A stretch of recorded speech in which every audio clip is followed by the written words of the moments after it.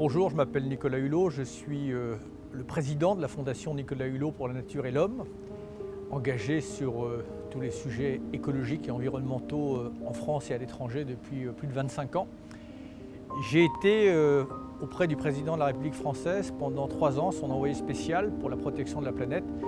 et j'ai participé à la préparation de la COP21. Si j'essaie de résumer ma contribution et mon action en faveur de l'environnement, c'est d'essayer de faire en sorte que l'ensemble des acteurs de la société, que ce soit les acteurs politiques, les acteurs économiques, les citoyens,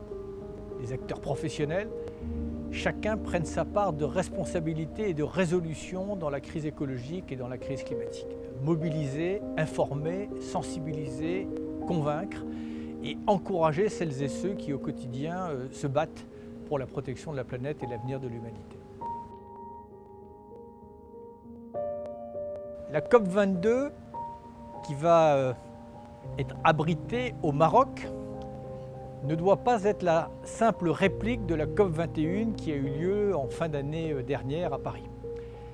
Elle doit être la mise en œuvre des objectifs qui ont été actés par la communauté internationale à Paris. Elle doit être un moment de clarification,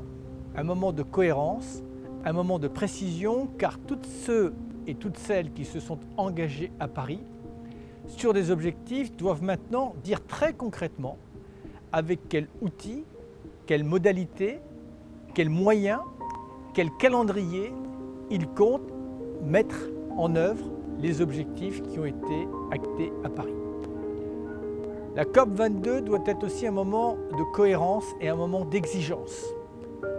Parce que c'est une chose que de prendre des engagements, c'est une autre chose que de pouvoir les tenir. Moment de cohérence où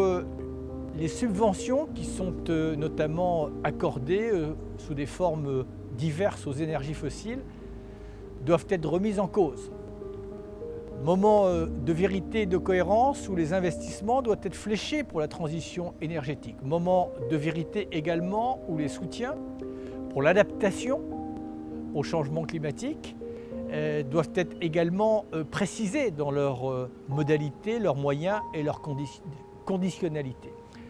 Voilà, la COP22, ça doit être un moment, encore une fois, exigeant, pour qu'on ne se contente pas des mots et des objectifs, mais que derrière ce cap que l'on s'est fixé, eh bien chacun dise avec quelle boussole on va pouvoir atteindre ces objectifs. La COP22 doit être le moment aussi où ceux qui se sont engagés à Paris, mais sur des trajectoires qui sont parfois insuffisantes, vont peut-être, je l'espère, rehausser d'un niveau leurs propres objectifs et leurs propres ambitions. C'est-à-dire que la COP22, ça doit être également un nouveau moment d'ambition, pas simplement dans les mots, mais dans les moyens. Et puis enfin, je dirais, la COP22, ça doit être un moment d'attention pour les écosystèmes. C'est-à-dire un moment où on va faire le plaidoyer pour dire qu'on multiplie nos chances de réussir la bataille climatique si non seulement on protège, on préserve les écosystèmes, les zones humides, les océans, les forêts, les sols en luttant contre la désertification, mais plus encore, si on réhabilite ces écosystèmes qui participent, entre autres, à stocker les gaz à effet de serre que l'on essaie par ailleurs de réduire. Et je pense que la COP22, ça doit être un moment où justement ce sujet qui a été un peu dans l'ombre de la COP21